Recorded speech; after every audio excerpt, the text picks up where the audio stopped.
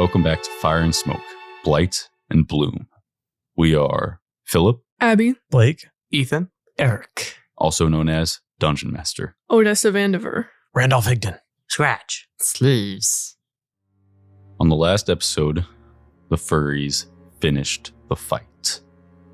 Scratch and Higgs jumping into the car as it was taking off, Jove at the steering wheel, badly bleeding from Scratch's attacks, but trying desperately to get away, holding on to some fleeting and impossible hope that he could still come out on top despite everything you all had over him. Odessa and Sleeves trying to work back his minions from the edge and convince them that this wasn't the life they had to lead. Chops showing up last minute to try and provide any help they could, nearly being hit by the car as Jove showed no remorse or care for them in all the long relationship they had had, and Higgs making a final blow against his mentor. Jove realized his defeat and out of frustration and selfishness reached for his gun to try to take out Higgs, and when that didn't work, and he was surely done for no matter what, he swerved his car to crash it headfirst into a tree to make sure that if he went out, it wouldn't be alone. Scratch jumped out of the car. Higgs held on to Jove to make sure there was no escape for him either. As the car crashed, Higgs, you slammed into the back of Jove's seat, knocking you unconscious. You were only on 1 HP before. The amount of bludgeoning damage to the car didn't kill you outright, but you are out now making death saves. Once it went to black, you saw a strange sight. A memory you've seen just a couple nights ago. Flashes the last time you were dying. Entering a ballroom, grand, full of a crowd for a New Year's party in downtown Chicago, Milton, your friend, playing on stage. As he finishes his piece, he jumps off the stage, works his way through the handshakes, the congratulations, the appraise from everybody, to come talk to you, an old friend of his. You realized this wasn't exactly as the memory had happened. Something was different. There was something strange in his smile and his eyes as he moved towards you. And he told you, no, this wasn't your memory and he wasn't Milton. He's using your memory and Milton to put you at ease and to convey to you that, like how you feel talking to Milton, safe and with somebody you trust, you should feel the same way while talking to him. He looked at you and asked, is it working? Outside of this state between life and death, Scratch, you've just jumped out of the car. Odessa and Sleeves, you see it crash, along with Sally and Nimrod, who hear the sound, turn to see it, and you hear the thuds as their shotguns drop to the ground, and they begin running towards the car. Should we run as well? We shall. You guys take off as well. Everybody is rushing to the scene of the crash. Scratch, you're standing there on the side, and you see Jove, blood still pouring out of his throat. He's slumped fully over the steering wheel. As far as you can tell, dead. Higgs, sprawled out in the thin space between the front seats and the back seat on the ground. You see him gurgling blood. It looks like he's fighting to hold on to life. Everybody else makes their way to the car, Chops as well.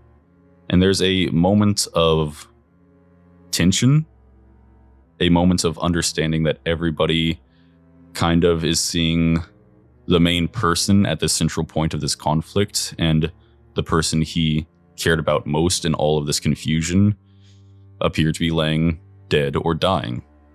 Everybody's kind of as equals looking on right now.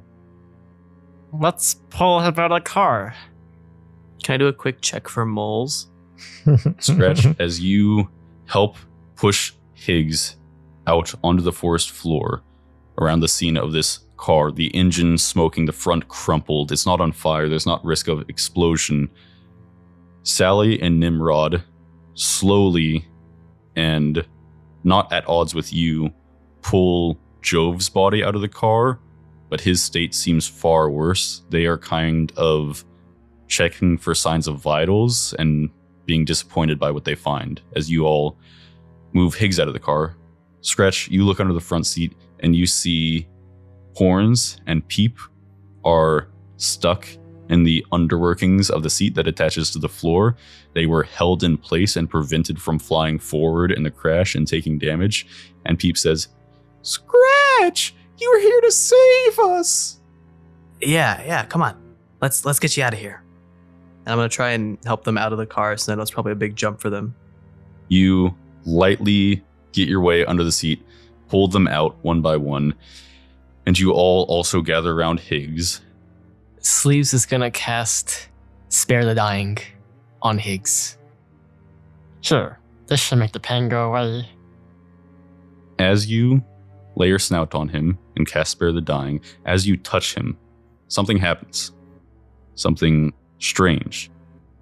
Where usually you would start pouring your energy into Higgs, into someone you were healing or saving, you feel a massive amount of energy as soon as you touch him starts flowing in the opposite direction into you, coming from somewhere unknown.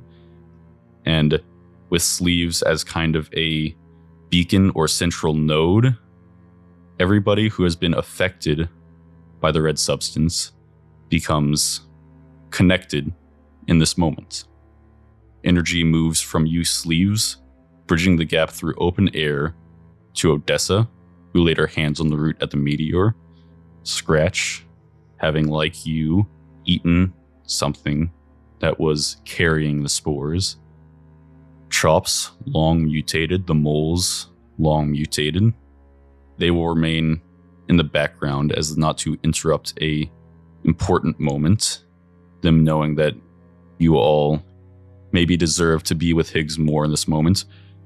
And something strange happens when you all connect through Sleeves this way.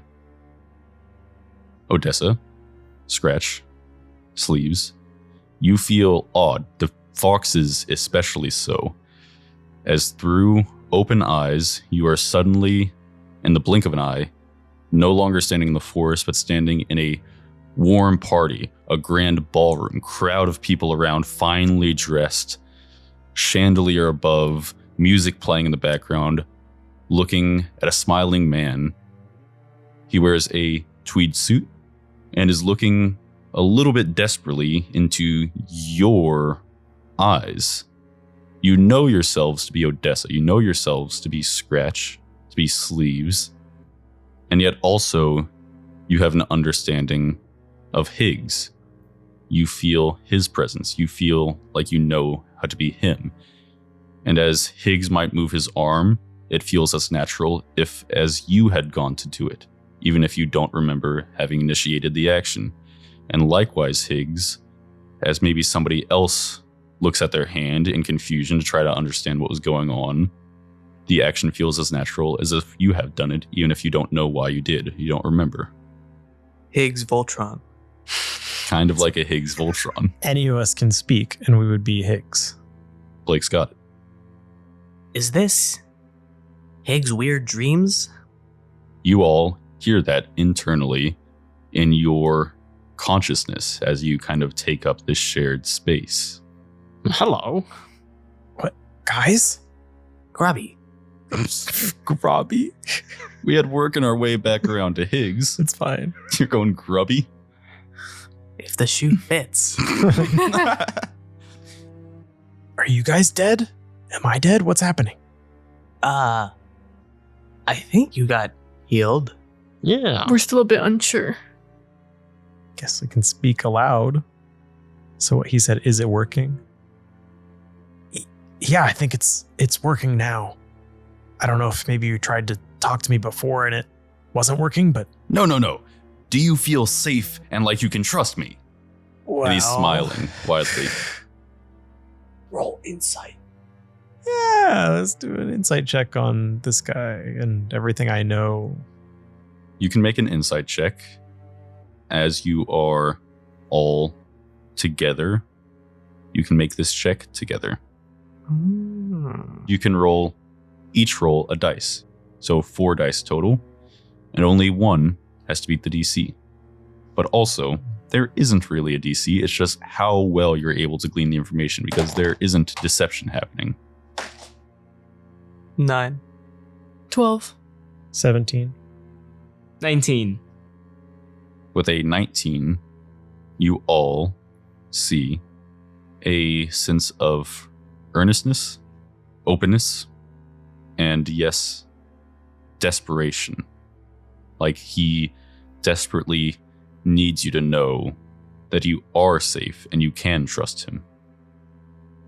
I don't think we have much of a choice but to feel safe. What are we doing here? What do you mean, Higgs? What are you and I doing here? Yeah. Well, I needed to have a conversation with you. Sorry for the jarring time for this conversation to happen, but the memory is finally blocked off, and I don't know when the next time you would be unconscious before, well, it looks like the altercation with your mentor, Jove, has gone all right, and things won't be a problem.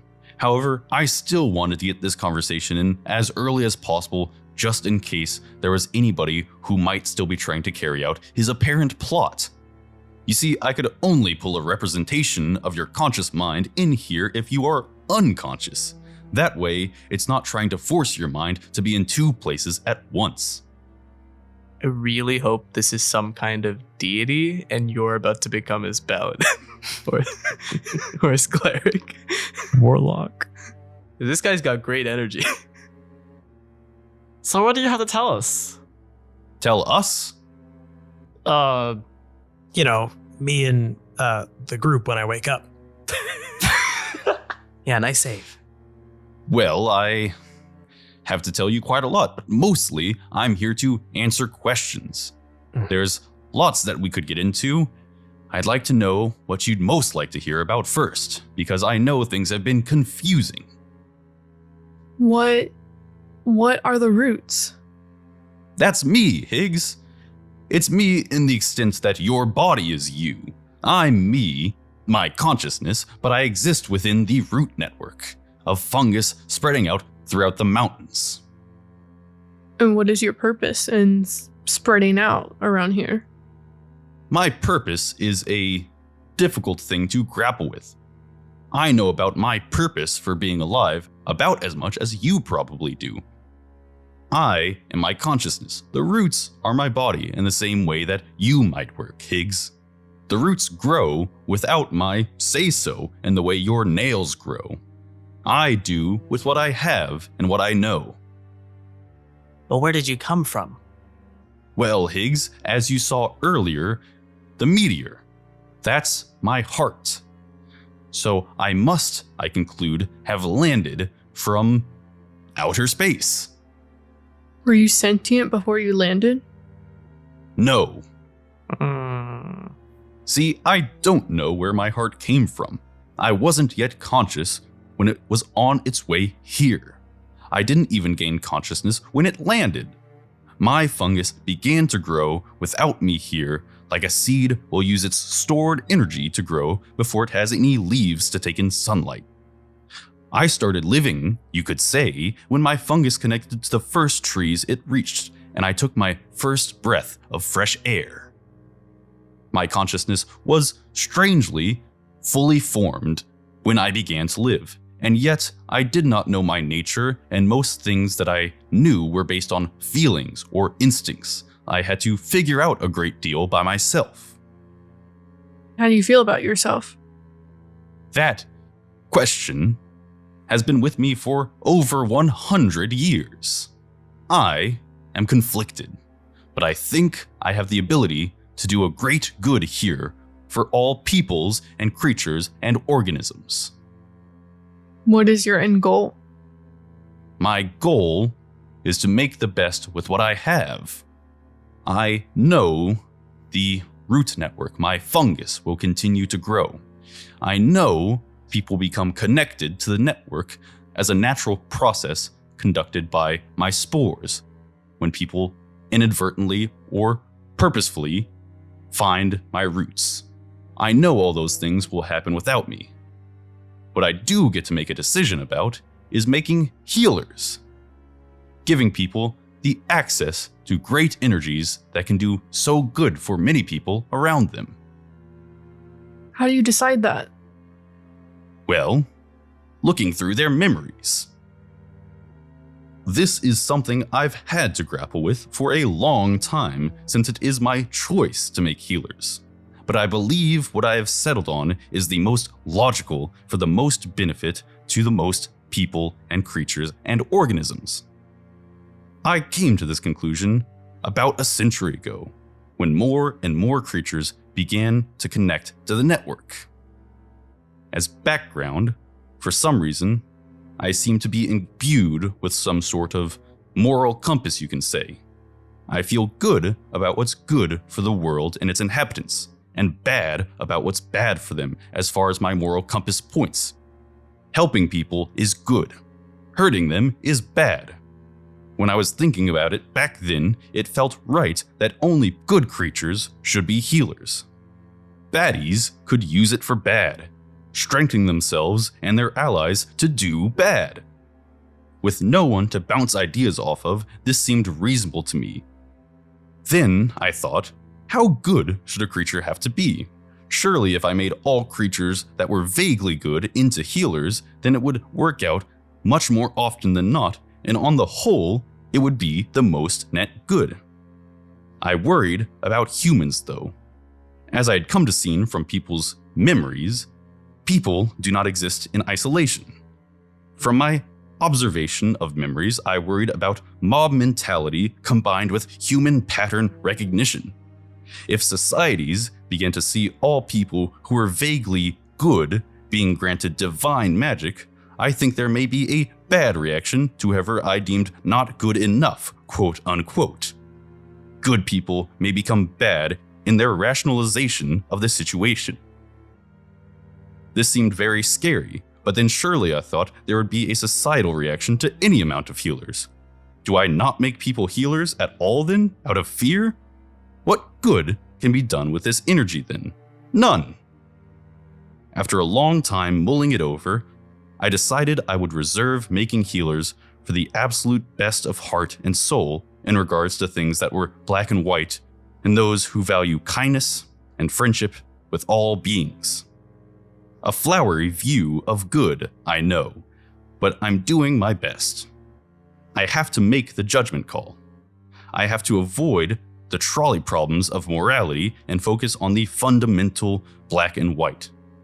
So, I would make healers slowly as I checked each new connection for the best of the best. Beings who I thought may be more reserved with new powers, not in the sense that they wouldn't help people, but those who would not use it to make a name for themselves or manipulate others. They would be introduced to the world slowly, and over time, people would become more open to it. It would be harder to twist into something bad. Healers would help people, protect people, and make the world a better place. So what about the animals? Why are you making them smart? I'm confused as to why, when animals other than humans become connected, they see mutations and increased cognitive function. In all my observation, the mutations seem consistent in their inconsistency. It doesn't seem like there's a pattern. This has led me to believe that it is just some kind of random side effect in the physical process that humans are spared from by luck, as far as I can tell. I've never been satisfied with that answer, but I see no others. I know a fox is a healer. Yes, your friend. I believe he calls himself Sleeves. But what about his brother? Yeah. What about his brother? Well, they were a connection that joined the network quite some time ago. I remember when I looked them over that Sleeves had all the tendencies I required and no red flags. I worried about Scratch's overprotective nature and his adversarial nature towards others in pursuit of protecting himself and Sleeves. It's not necessarily bad in and of itself, but again, I'm looking for clear-cut black and white, not making judgment calls about gray areas. What about Sam? He shot me. That was good. That was good. That's good. That's good. Points, point. We know he did that. We do know he We did checked. that. We asked his boss. His boss said he did it. Sam was an unfortunate case and a learning lesson. When he first connected, it was when he was a rather young boy. I saw someone who was good. Someone who had the right values, had the right aspirations for friendship, for humanity, for people working together. Very flowery. Like I said, I thought that was good enough. As per usual, when I see cases like that, I started the process for the spores to build the channels within him to allow him to access the healing energy, and I moved on. I didn't even consider him again until much later, when I saw him working with your mentor, J.O.V. Clayton. I was confused, and though I usually, and this will sound funny, try not to pry because I want people to have their privacy, and I understand the fundamental lack of privacy that is required for me to examine all a person's memories when they are connected. I usually do that once and let people be afterwards. I couldn't help myself. I looked into Sam and saw what had happened in the years since he first connected, and I started the process to make him a healer. At first, it was as I thought it would be, and then Sam lost his parents. It was a bad situation. He was on his own at a very young age, and eventually, while he was working for himself, sometime later, he by chance met J.O.V. Clayton. It took a while, I saw through the memories, but Sam was warped. His view of right and wrong changed, manipulated, and he was using it for something that he believed would help people. Control. People would be protected if there was greater control over their lives, Jove had explained. Over a long period, this view became cemented in him, but I believe, deep down, he is still just being used and not all hope is lost. So, I never tried to talk to him or make him, insane or go crazy. Well, why did you choose me to talk to then? Selfishness, Higgs. I know it's a selfish thing to do, to reach out and grab somebody when you're drowning. But I did not take the action with Sam because I, after observing his memories, felt bad. I found that I cared about his state. I felt like he could still be helped, like he was a kid being taken advantage of. When you connected to the network, I had essentially written off my fate. I was being killed, you see. The fungus is connected to the roots of trees. I breathe through the trees. I need them to continue to live. If enough trees were to die, then I would not be able to take in enough of the elements in the air that I need. I would die a slow death. A number of years ago, I noticed large swaths of me dying as the trees they were connected to died. I wrote this off as an inevitability of trees being cut down and thought maybe I could try and survive in the cracks. Maybe there was a way where this could work out. Maybe I could influence the growth in some way, though I had not before tried. But then something peculiar happened. The killing of me became not by coincidence, but by deliberate action. I felt clearing of trees much closer to my heart.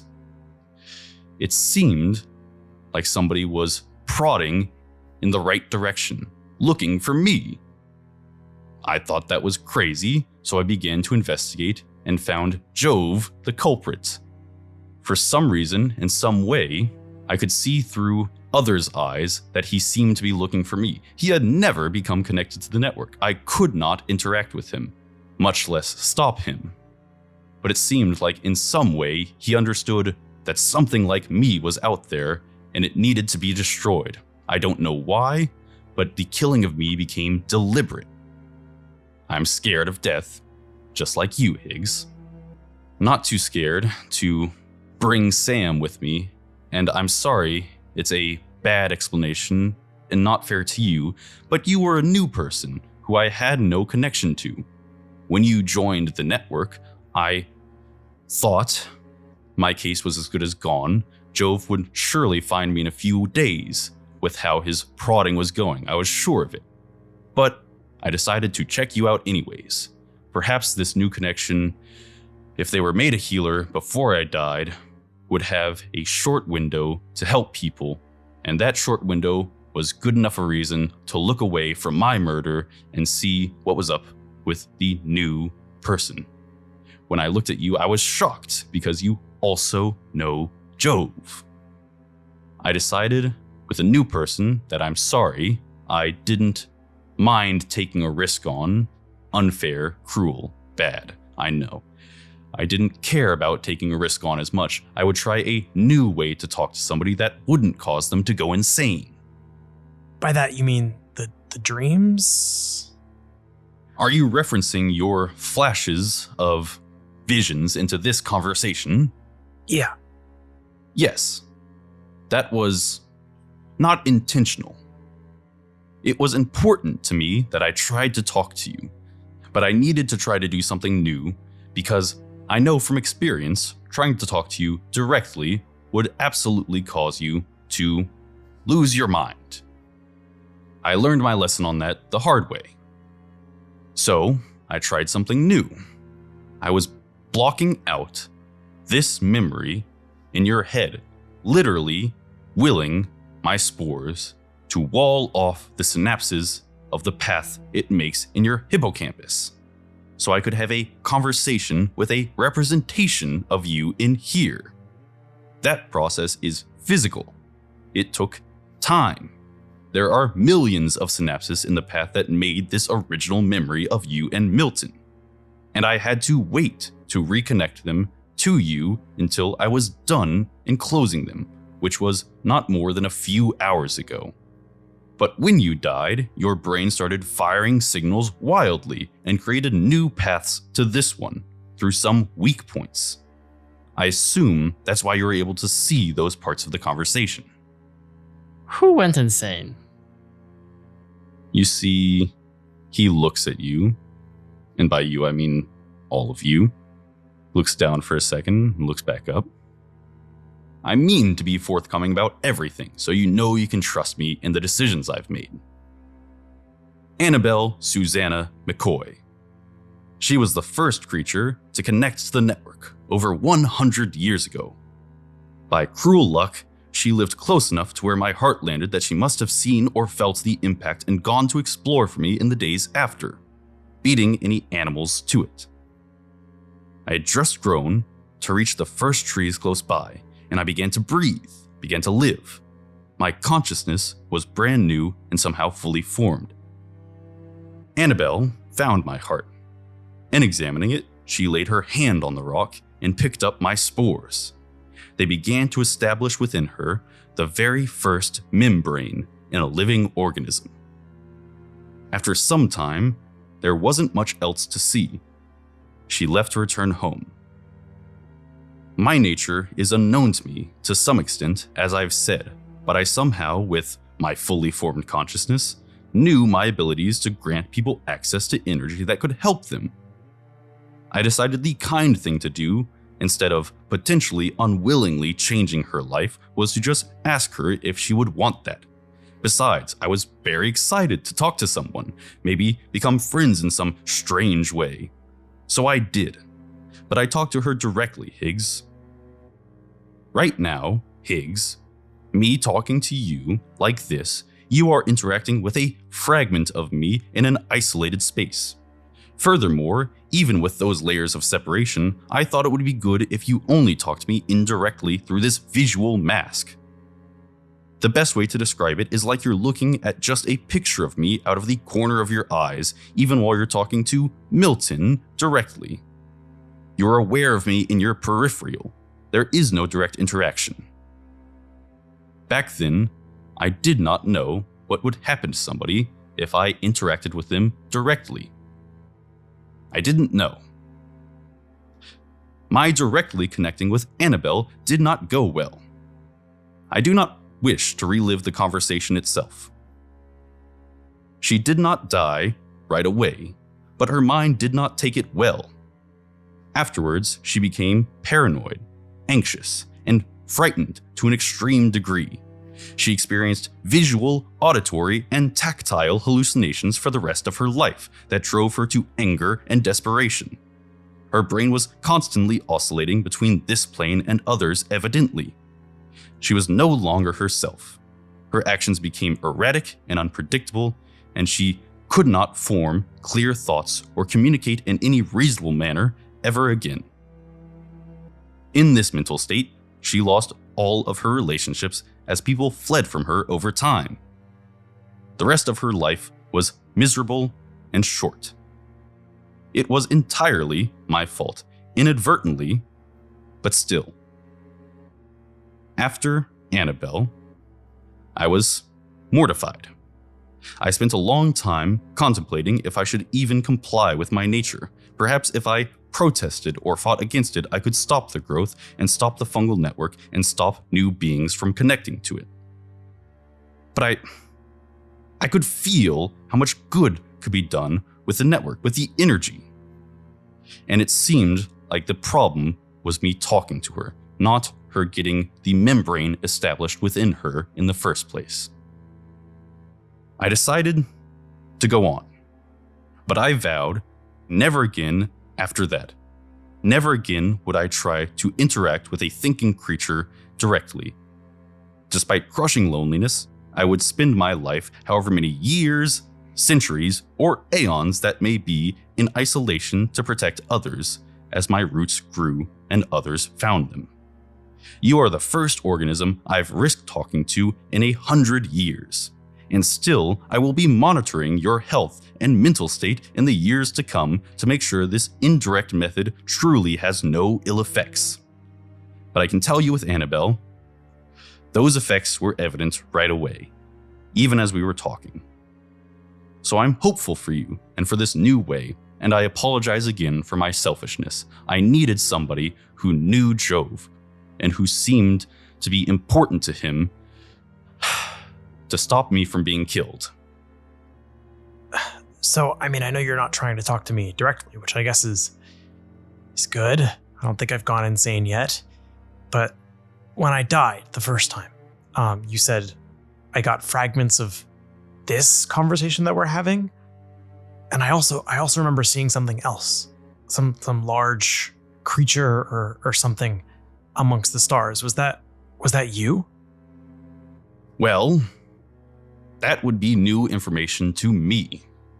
I seem to observe my limitations as being a part of the fungal network here throughout the mountains.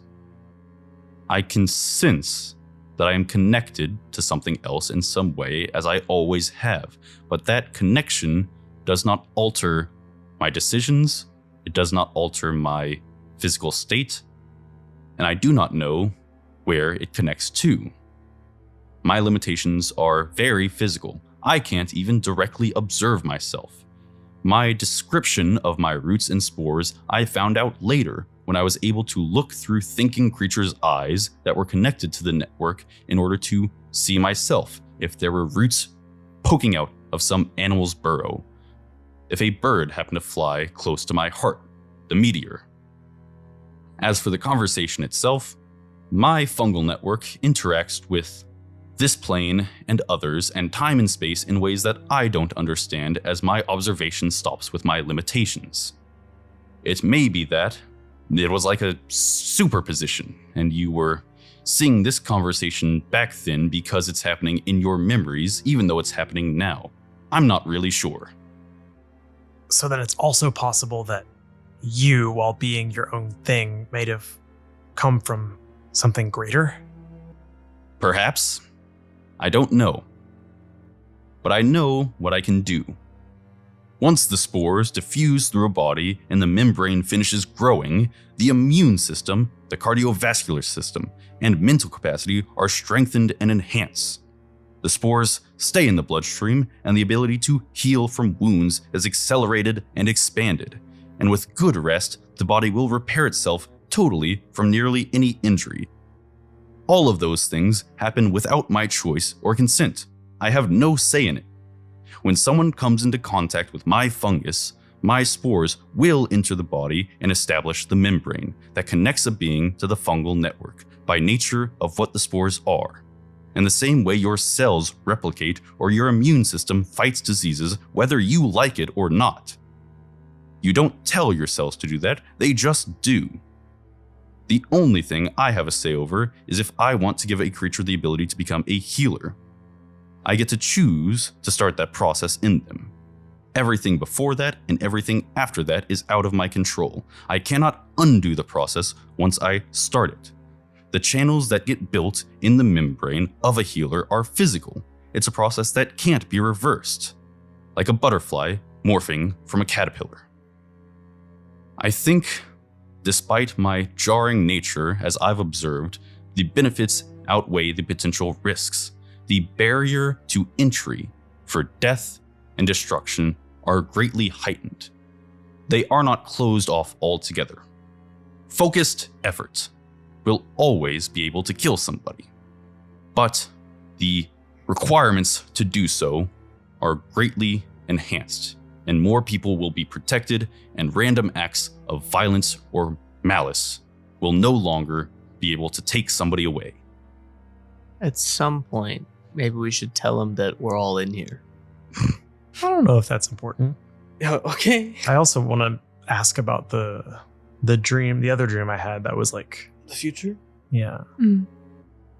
Yeah, I mean, I think from what we've seen so far, I don't think you're bad at all for the world. I appreciate that, Higgs. I do have just one more question. I don't know how long this whole thing is going to last. Maybe if it's when I wake up or I don't know. But last night I did have another dream, maybe like a vision of the future or something. A lot of like trees that looked mutated and a large deer and people living alongside it in harmony. Do you know anything about that? You see for the first time Milton, whoever this thing is, you haven't gotten a name, whoever this being is, with the face of Milton, looks confused. He says, "Would you mind if I glanced at your memories quickly?" Sure, go ahead. Nothing happens, but a heartbeat later, he says, interesting. I wasn't involved in those dreams, Higgs. I'm sorry to disappoint. From what you described, my guess would be that your synapses firing during your slumber must have interacted with this conversation in some way that I don't understand. It is a memory, after all, what dreams are made of. Perhaps alternatively, the stress of my murder felt throughout the network was influencing your subconscious in some way, speaking on my behalf without my input. It seems good that you were pulled to my heart. I might not have taken that risk if I had the decision myself, but I don't think it was a bad risk to take because I can guarantee you that Jove was close. He would have found me in short time himself, so that is all right. In the one memory that I just observed of the most recent dream and the one you just described, that is what I think I've had a feeling about for a long time. As I've said, most of my understanding of my nature comes from experience and observation, but some of it also comes from feeling and instinct that I interpret. And I've felt for a long time that there is going to be an inflection point if I am allowed to reach it. There will be a turning point where my, unfortunately, very slightly parasitic nature flips. Instead of taking from trees and taking from the residual, quote-unquote, brainwaves, you could say, of people connected to the network, I would instead, or at least my fungal network instead, would give to trees, give to the vegetation it is connected to. There would be an acceleration of growth, I feel, in some way. I never knew what it would look like. I could just feel it coming. Like you might feel a strange feeling in your heart before something important happens. I've often referred to it as the bloom. I think that when that were to happen, and why I called it that, would be that my root mass, my mycelium, would no longer be just subsurface. It would break forth from the ground into the air and produce spores. These spores would be released into the air, I think, and in that way interact with more people, not just those in the mountains. I would have liked to have done that sooner.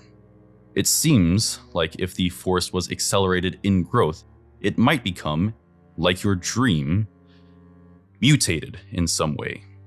That was confirmed of my suspicion about why the vegetation closest to my heart is the way that it is. I also apologize for that. It seems from your memories that you were being led to my heart and then stopped at the front door. That vegetation is not controlled by me more than I could control anybody. I have no way to control anybody. I have a way to talk to them, but that wouldn't be any good. I would have liked, though, if the bloom would happen sooner. But it takes a little more time, I'm afraid. It takes time to reach a critical mass, you could say. I'm not sure what is required. I can just feel it coming. I guess from what I saw in my dream, it didn't look all that bad. It looked like everyone was happy. Well, Higgs, I have something to ask of you, and something to ask of your friends if you could relay it to them. This was a scary time for me. For the months that this was happening, that my heart was apparently being searched for by some madman I could not interact with, and by his lackeys that I could not interact with, and by people I could interact with but seemed unfair to take out my anger on, like Sam, who was being used, or your Bobcat friends that were being used. It was close, closer than I would ever have liked to come to death. I would not want it to happen again before the bloom, before maybe doing so would become more difficult when the forest could protect me itself. In the meantime, would you be interested in protecting me? You and your new friends? You've done a good job of it. Guys, what do you think, guys? Moles? You're in here, right? This doesn't seem like it's our area. We're just kind of watching. I mean, you guys help too. That's true, but I'm gonna let you guys take this one. He didn't even reference us. Kind of upset about that. But That's true. He mentioned everyone except you. Yeah, feels like the moles are chronically undervalued, underrespected. No. No. Moles, we Of course love you're you. not. You're important members of the team. We could be your sidekicks. Yeah, wait, let me ask about you to the big guy. Hey, what should I call you? Call me Gus. Gus. Do you like it? It shows that I have a sense of humor and understanding of wordplay, meant to make you feel more at ease. Gus. Like, guys, help me out. Like fungus. Like fungus. Yes, Higgs, you see the humor. That's what I was intending. Okay. It's the fungus. Yeah. Okay. I really didn't get it. you really? I had no idea. I thought you were doing a bit. No, I had no idea. I was like, what, Gus? What could it be? So, Gus, I know you mentioned kind of like everyone else that's been in on this thing, but what do you think about the moles? You know the moles. They've been pretty integral to this whole plan. I noticed when I had just again glanced at your memories, these moles. Again, I don't make a habit of looking through people's eyes often when I can avoid it, or looking through their memories after the first time, so they can maintain privacy and not have me prying into their personal lives.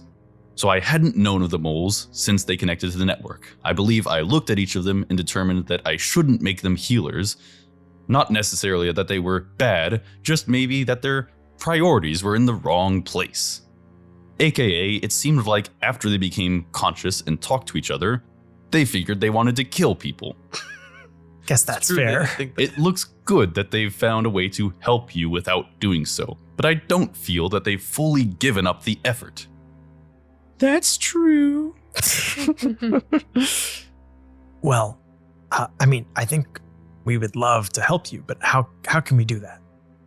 I would just need somebody to protect my heart until the bloom, until it's able to protect me itself.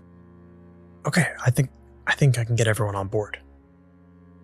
Higgs, Odessa, Scratch, Sleeves, you are all feeling like mentally worn down by this experience. Not like you're going to go insane, as he's hopefully reassured you, but in a matter of minutes, your understanding of the nature of what the world can be and what it will be in your future and in others has changed significantly. This cosmic presence will be a part of all of you, evidently, for forever.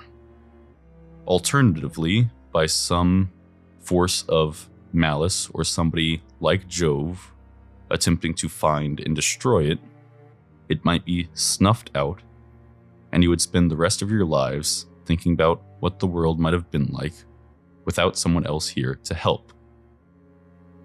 Maybe you are able to take on this conversation, this fragment of Gus's true presence, because you're all here together. Maybe there's a way for more direct communication in the future, and there wouldn't be so much happening without people say so in the way that it affects their lives, to some extent. But you all do feel tired, and he's levied a great request at you.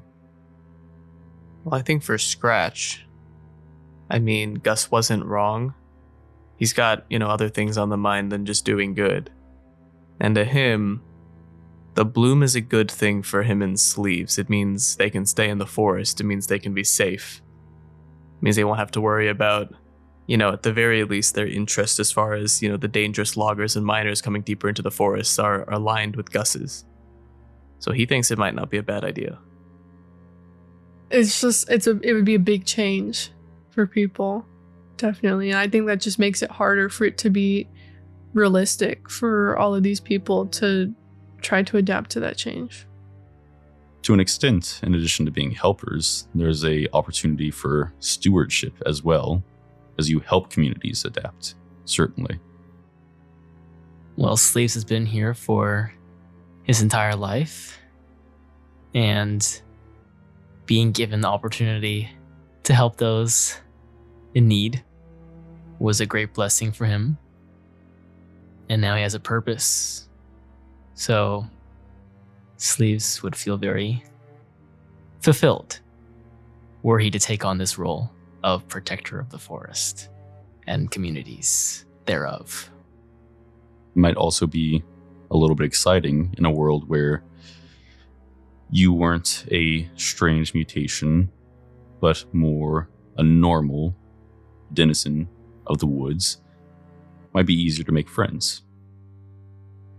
I think Higgs grew up hearing a lot of inaccurate things about the way people live outside the city. And after coming here and seeing what they go through for himself and, visiting the hauler, seeing what life could be like, I think understands that the life he was living isn't all that it was cracked up to be.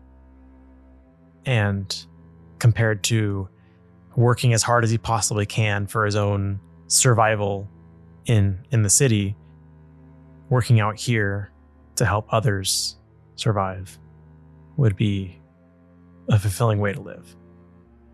I think he would definitely be on board with helping. And for Peep? And for And the mole. Horns? I would be super interested in no more loggers. It's true. Yeah. Higgs, you got some strange memories. I hope you don't mind me poking around. Oh, I guess it's fine. Also the Bobcats. Oh yeah. Don't Chops. forget Are they Bob- here? Yeah, Chopsticks. They're here. Just observing. And you Yeah, guys, we didn't really get an opportunity to talk, but I'm Team Furry now. We'll kill anyone you want. Ooh, okay. We can work on that one, but yeah. Sounds good. I'm excited to learn. Yes, very excited. Well, Gus, I think I speak for everyone when I say that we would like that. Higgs, that means a lot to me. I know it's a very large task to ask you of. It would change the course of your life. I greatly appreciate, in that case, all of your efforts and all of your understandings. I will not be impossible to talk to in the future, though I will be hesitant until I can confirm, as I said, the effects of this conversation. We shall see and make sure. I guess that's goodbye for now. Goodbye, Higgs. And good luck. Everybody regains their senses of the forest around them. There are very awkward conversations and decisions to be made about Nimrod Hatfield and Sally Chambers, but Jove is gone. He looks so much nicer when he's dead.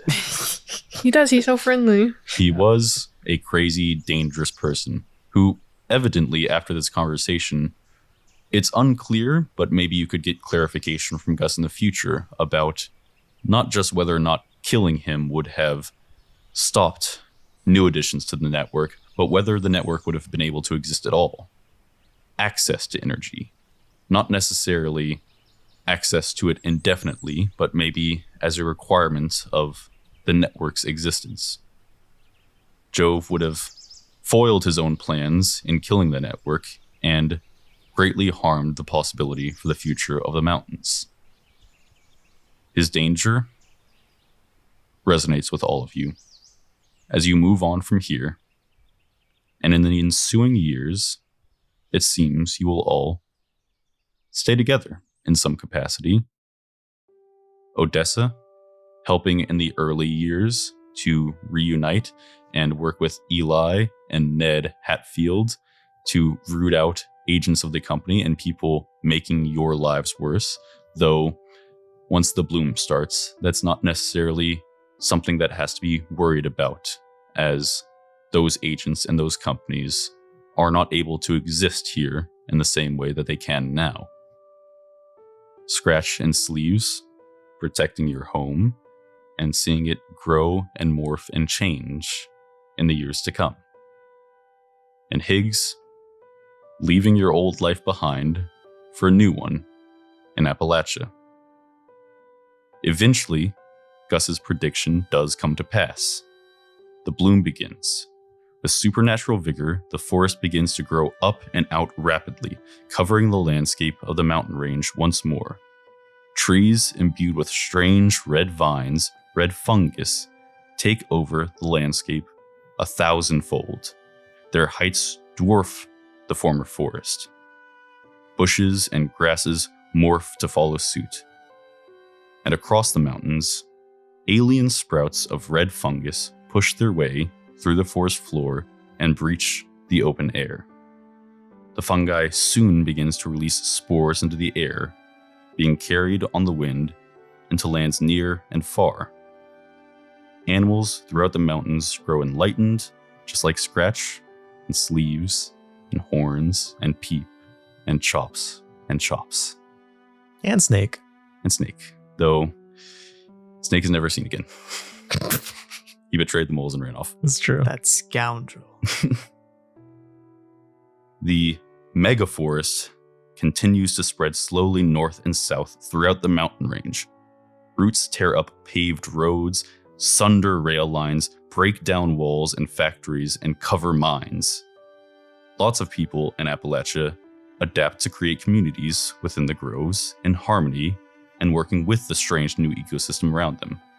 Many, many choose to leave the supernatural chaos of the transmutated mountains. And plenty of daunting outside forces attempt to slow or fight the expansion of the new forest. The fate of those efforts remain to be seen. The fate of the new healers and the world that they make and the fate of the communities and societies that develop in the magical wild remains as well. As the furries, in their own ways, as protectors of Gus and the network and their communities, help usher in a new era that changes the way the world will operate forever. A world in bloom. And that's all for this finale of Fire and Smoke, Blight and Bloom. If you want to keep up with the show and when the next season might be happening, you can follow me on my personal Dungeons and Dragons TikTok account at WitchDunphy, WHICH. Oh, come on. You want to do it together for the last one? WHICHDUNPHY. You guys have been mouthing along all season. If you've enjoyed this show and would like to see future ones, please leave us a nice rating. We also accept cash. Yeah, not yet. Not yet. Send us money. Send Ethan money for his game studio. No, I am a game developer. Can I do a thing first? Mm-hmm. Jove is the Blight. They were foxes, like actual foxes the whole time? They were. It's true. Higgs' jacket is still disgusting. And Higgs never gets a new jacket. It's A true. world in bloom. The group finds a car mechanic and they take the car out to Chicago for a group trip. Road trip! Road trip. We'll We can play see you I on the Spy. Chicago trip one shot. We're gonna go to Chicago and do a live show. Our first live show. 10 years from now. How many Not Chicago guy. listeners we got? Oh, yeah. Yeah, big Chicago fans. Check out my Letterboxd at https://www.letterboxd. What the hell? letterboxd.com/sleeves movie reviews. Now I'm going to spell that one out. SLEVIEREVIEWIS.